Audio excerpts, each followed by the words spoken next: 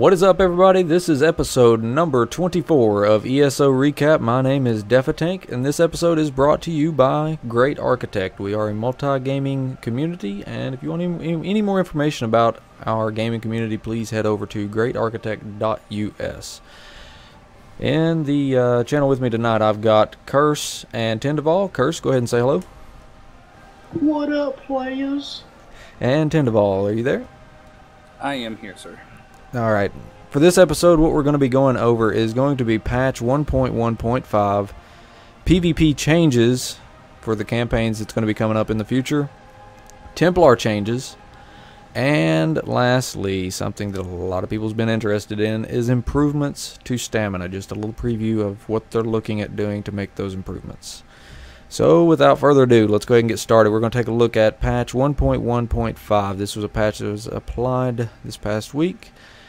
Overview of the patch. It looks like it's features for additional quest fixes, and it is the last incremental patch before the second game content update, which is going to be patch 1.2.0.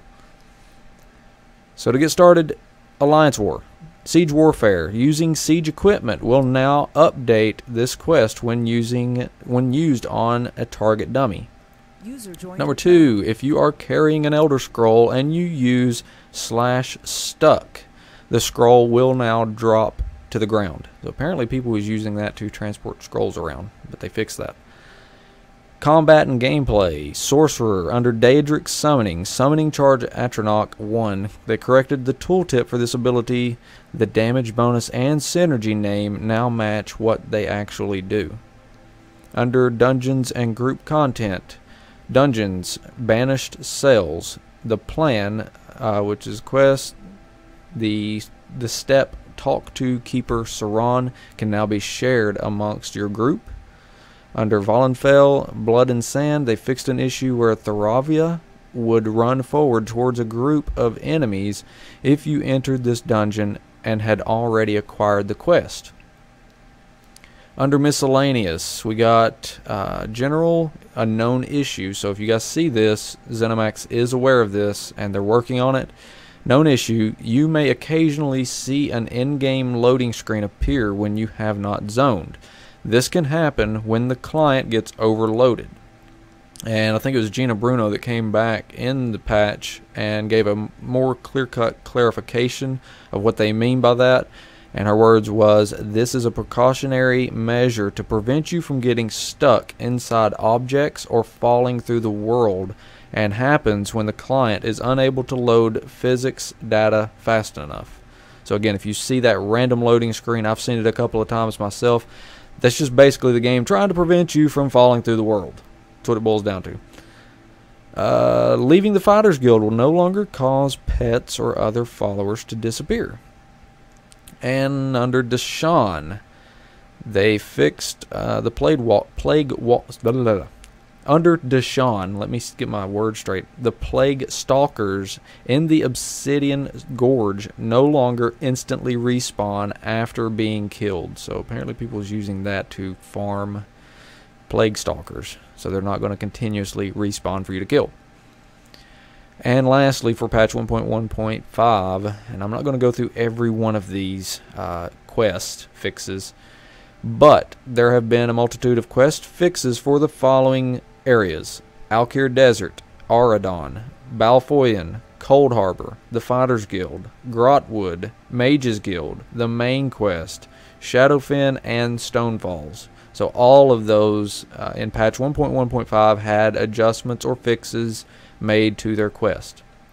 If you want to see the details of those quests and what they fixed, go to forums.elderscrollsonline.com, click on the patch notes section, and look for patch 1.1.5, and it's listed in all of that.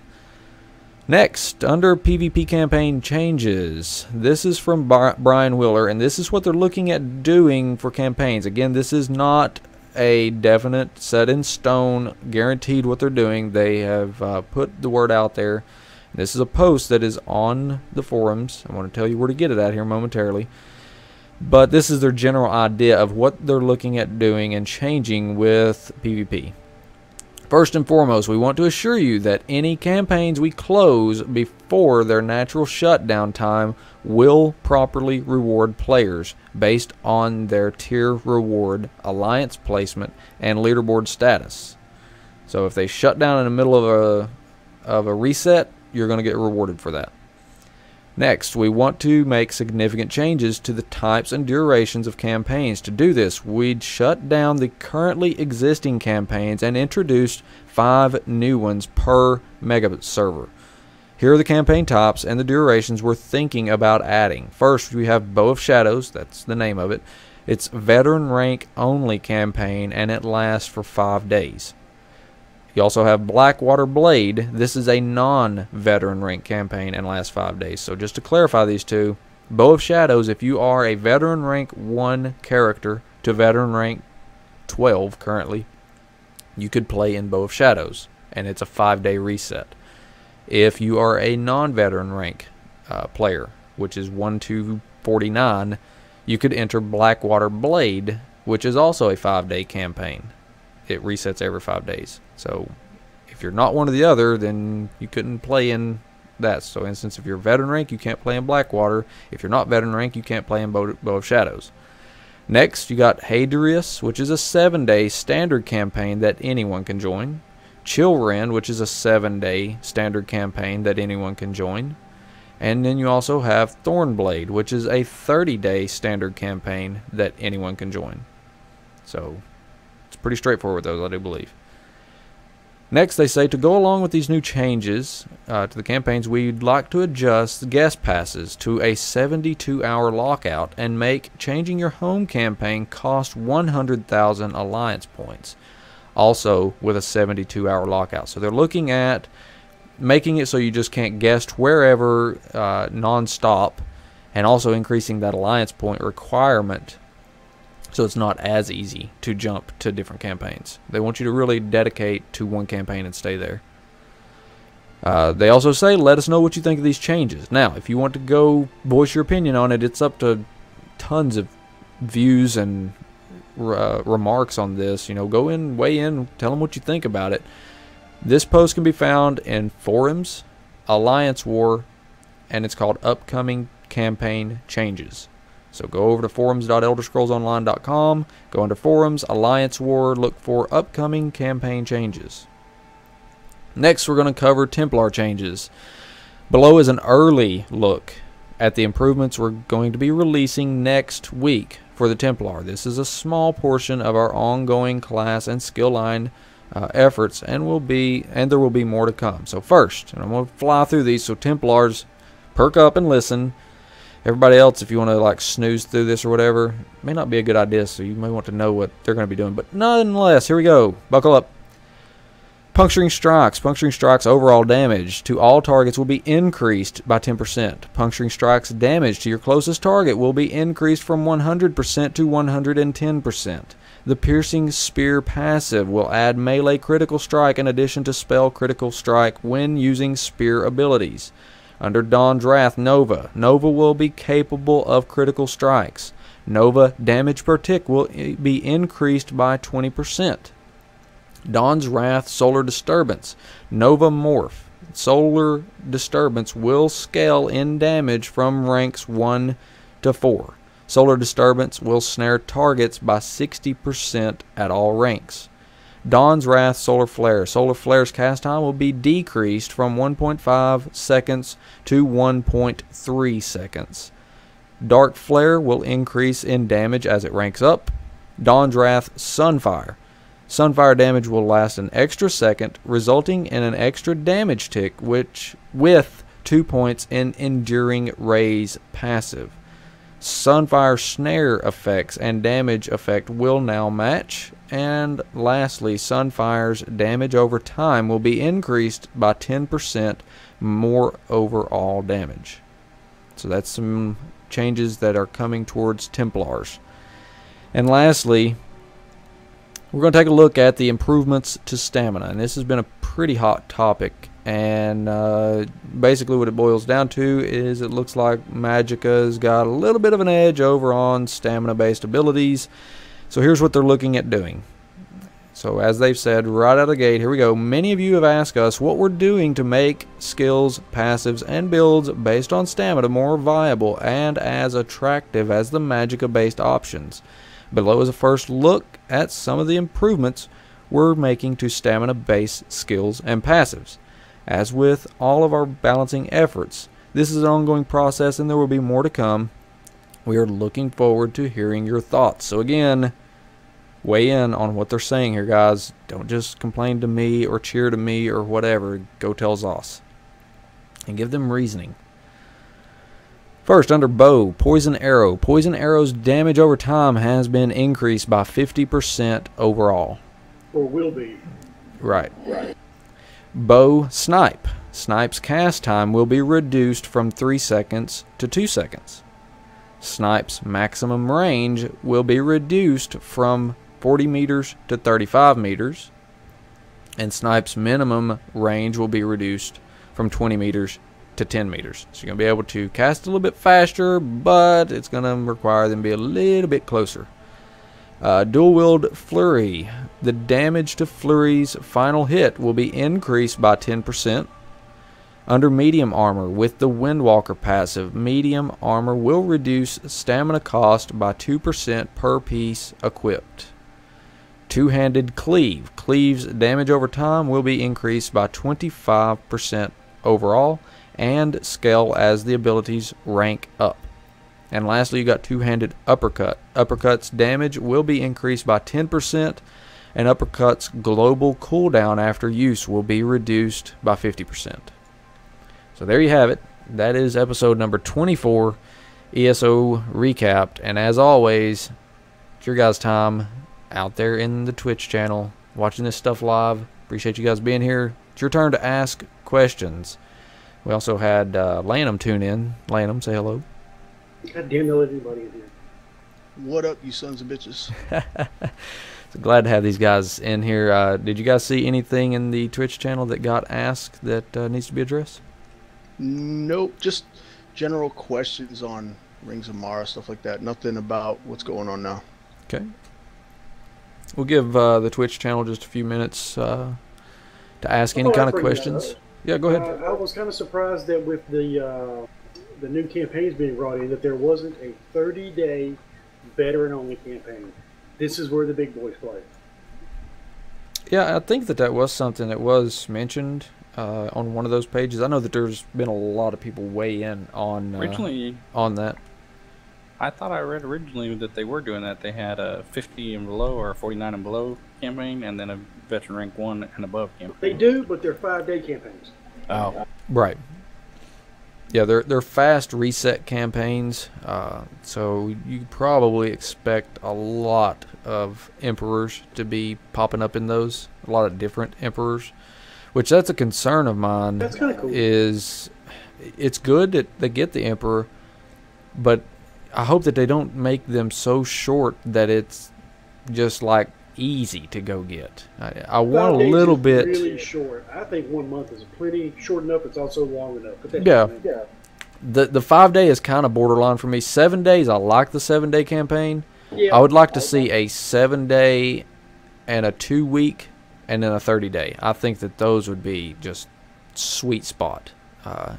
I'm kind of concerned with the 5-day. We'll just have to see what they end up with, but they've seen what has happened in the 90-day campaign. 90 days, I think, is a little bit extreme because you just get some people out there that's just they live in PvP, and it's just so hard to catch those people. I mean, they've set it up right with the way that you get alliance points for higher ranked players that do sit in there. So the guy that gets on, every other weekend and plays, he can get some better points if he kills those higher ranked players.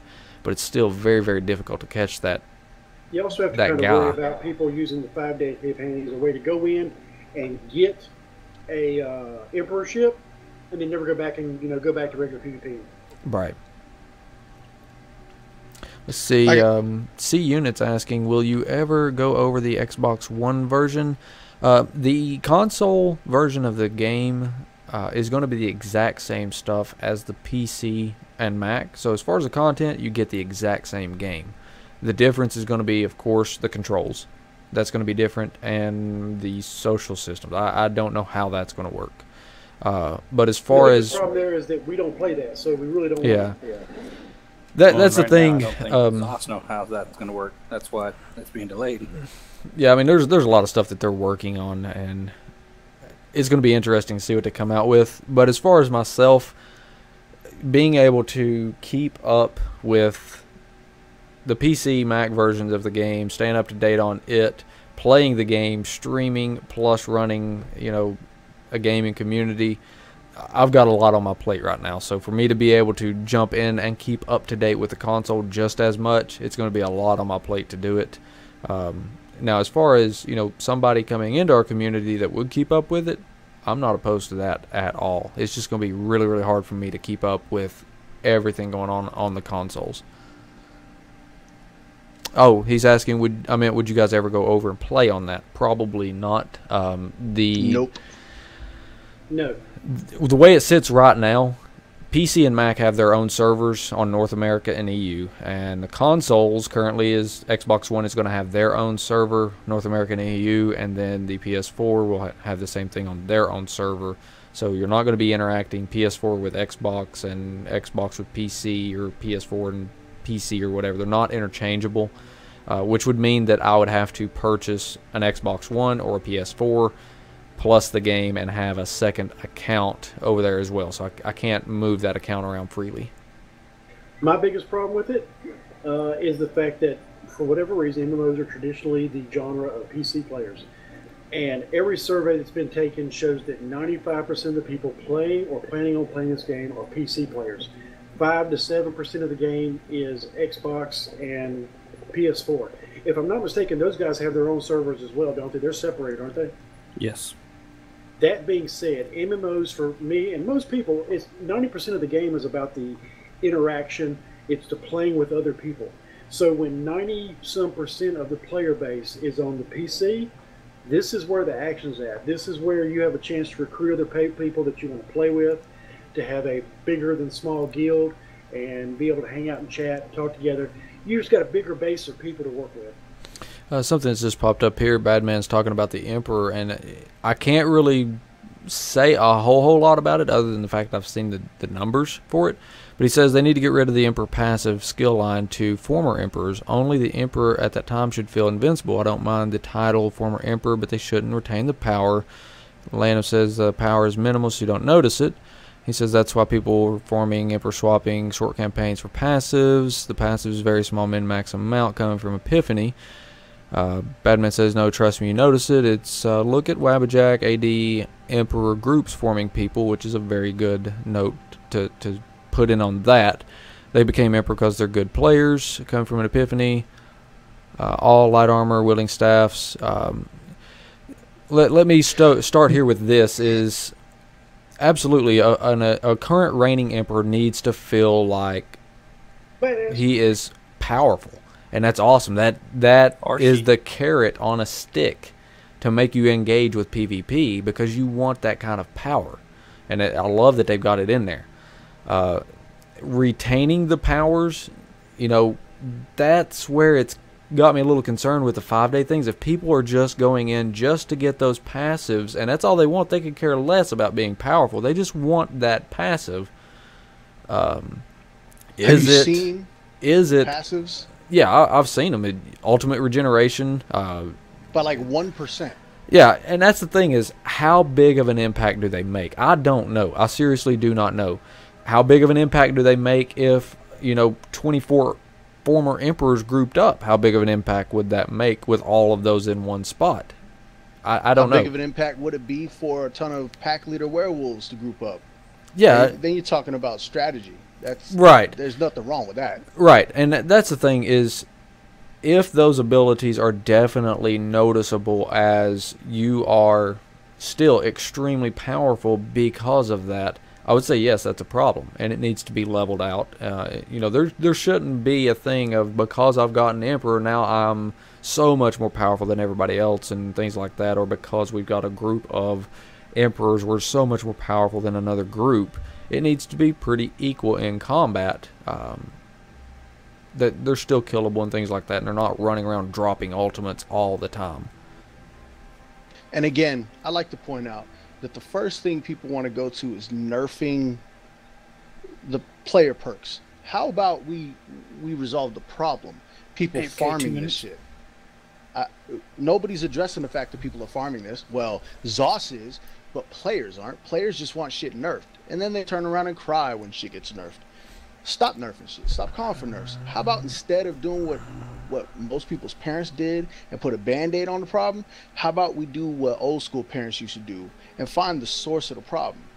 I mean, it's like taking Advil for a headache. You're not treating shit. You're just covering it all up. That's all you're doing. Stop covering shit up.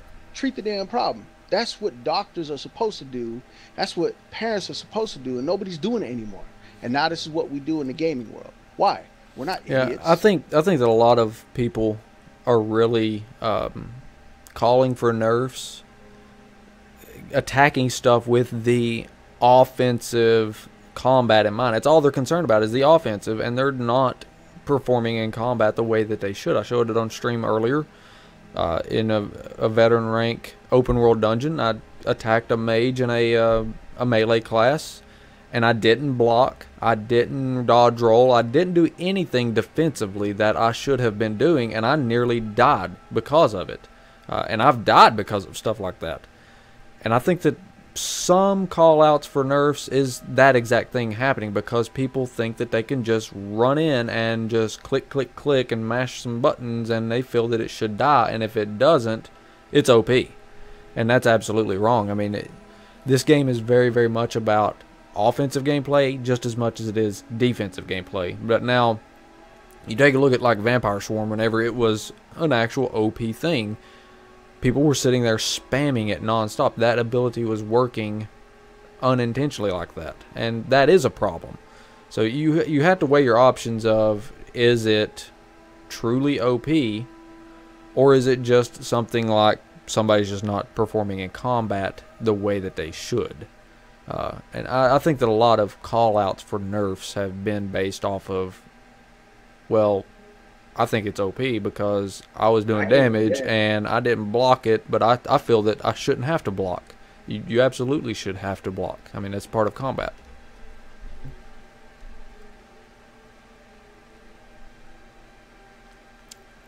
The Big Red, welcome to the channel, man. Just in the process of ESO recap. I'm sorry. You know, a really good example of that, and I'll step away from the DK argument, was when the Bolars first came out. Oh my God, the Bolars are so OP. Nerf the Bolars. You can ask Crave, you can ask me. We saw Bolars that could kick our ass. We also saw Bolars who we could stomp into the ground. There was nothing wrong with the class. It was a non-skilled player playing against somebody who had more skill than they did. It wasn't OP. I like to move on. I got a question. Now, I've talked to Sid a lot, who tracks a whole bunch of data, anything that relates to the bow, really, because that's where he plays. He loves the magic of stamina half build, and the dude does some serious damage with it. Now, he had mentioned that the haste is going to be adjusted to actually affect bow skills. More in particular, his curiosity with it, or his major perk in it, was the fact that it was going to give snipe some love. Epiphany's over here saying that it's still going to be restricted to light and heavy attacks only. Is there anything on that? Have you seen anything on that? What else is it supposed to affect? Oh, you're talking about the snipe? No, I'm just talking about haste, period. Well, currently it's not affecting ranged weapons. That's the problem. And from what I understand, they're going to fix that in the next patch. Going back to the notes that I went over, you know, like snipe, just them reducing the time on it from 3 to 2 seconds. I mean, yeah, that's a pretty big change to make. 1 second. Some people's gonna be like, well, what's 1 second? 1 second is a pretty big change. If you notice, I was going over things like 1.5 seconds to 1.3 seconds. What is 0.2 seconds? It is a change. It may not sound like a lot, but it's those little bitty amounts of time in combat that really does make a difference. And I don't know about haste within itself, but that's where I'll chip in my 2 cents. Well, and you know, the biggest problem with that was, and the reason I bring it down a second, is that you would target something, hit snipe, and by the time it went off, they had moved out of or in too close or too far away from the range to work. So it had to come down. It really did. Oh yeah, and I'm more than fine with that. You know, going that 3 seconds, that is a little bit long. I mean, that gives your player enough time to see it and say, I can probably get an attack off here, and then run and still have enough time to get away from it. That shouldn't happen. It should be, I see it, get the hell out of it, or eat it. Which one do you want? And that's it. And that, I think that 2 second is going to be a sweet spot of, do you want to sit in it and take the damage, or do you want to stop and get the hell out of it? You know, and that's really where the combat should lie. It shouldn't be, oh, because he's doing snipe, I can get this ability off and do a little bit more damage and then run. That's a problem whenever you're doing that.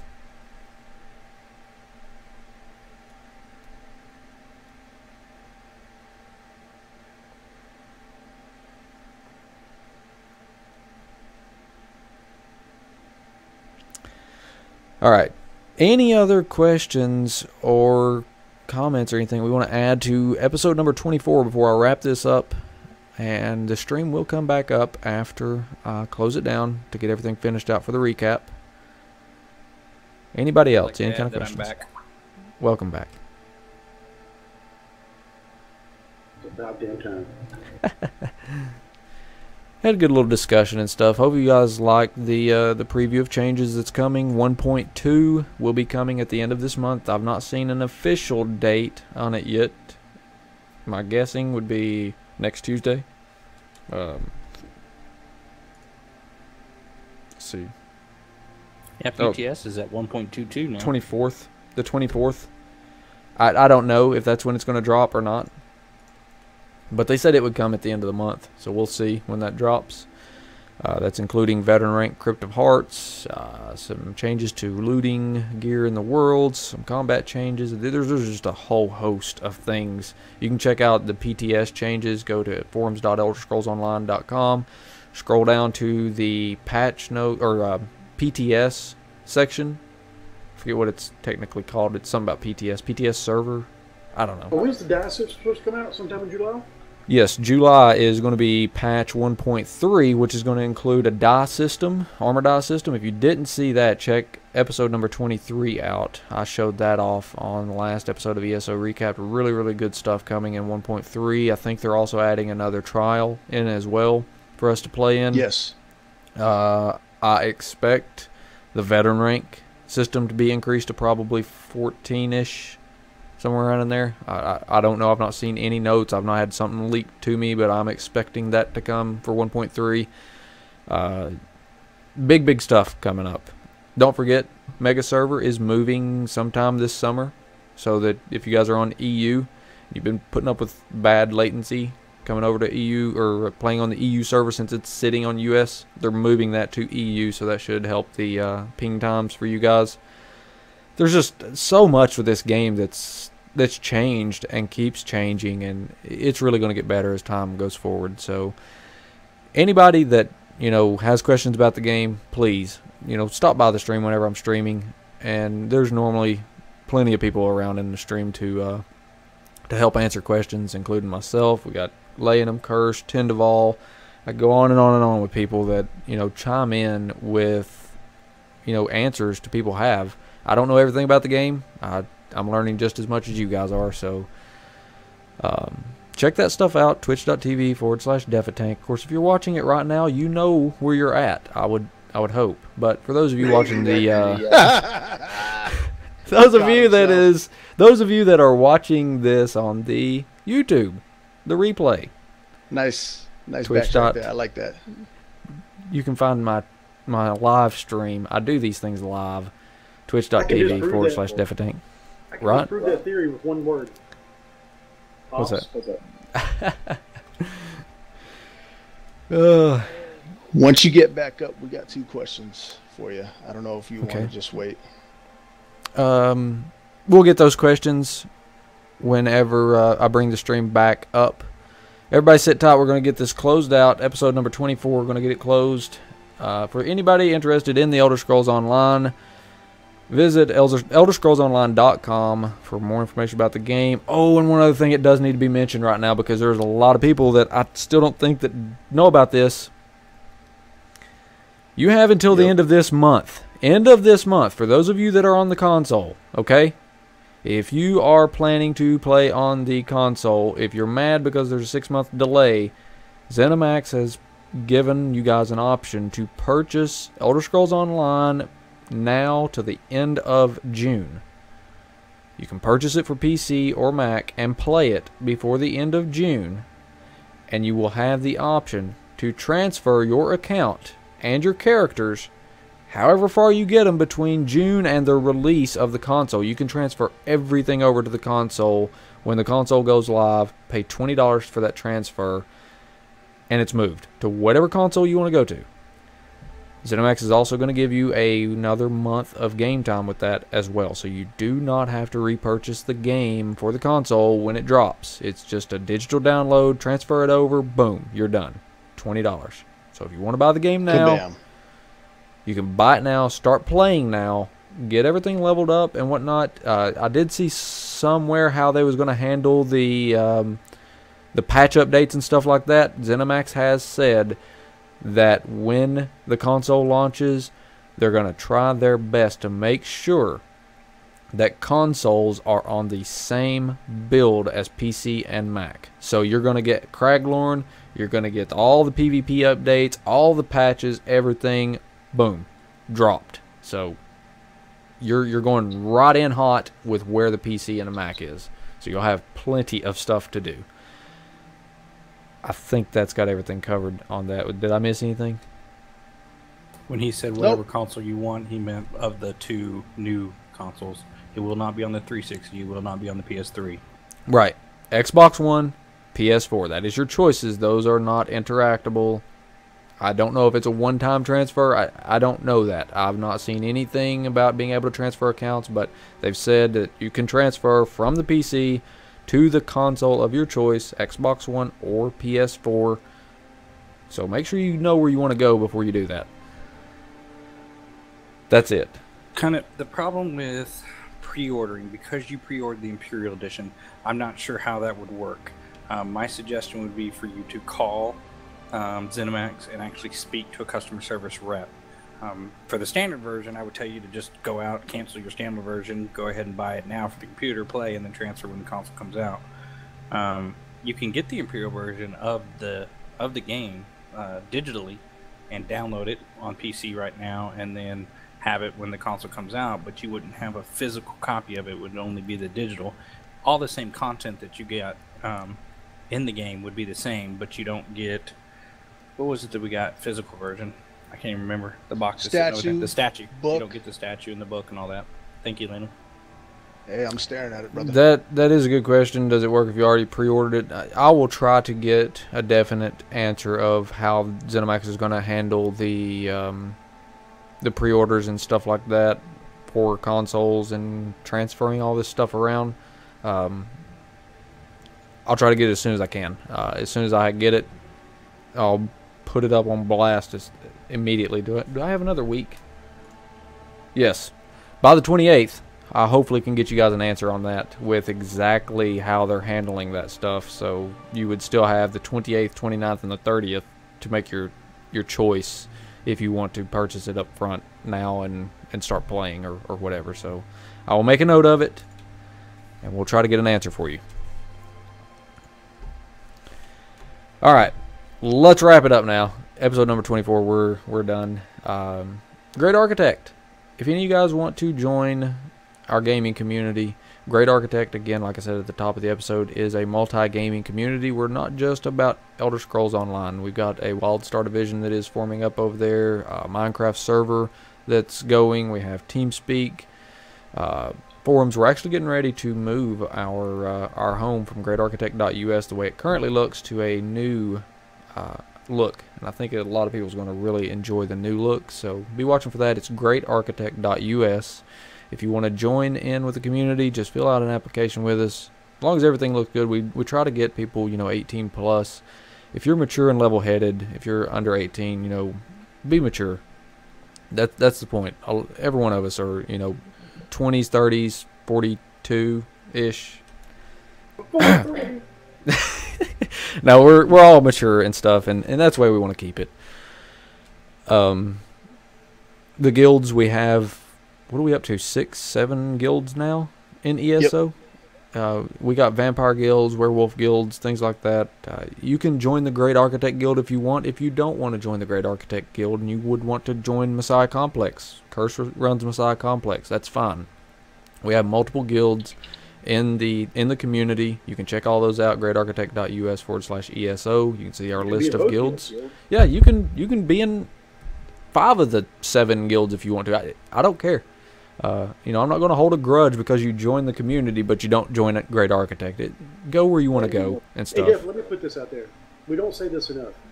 If you are an elitist bastard with mad skills who loves to raid and progress, we got spots for you.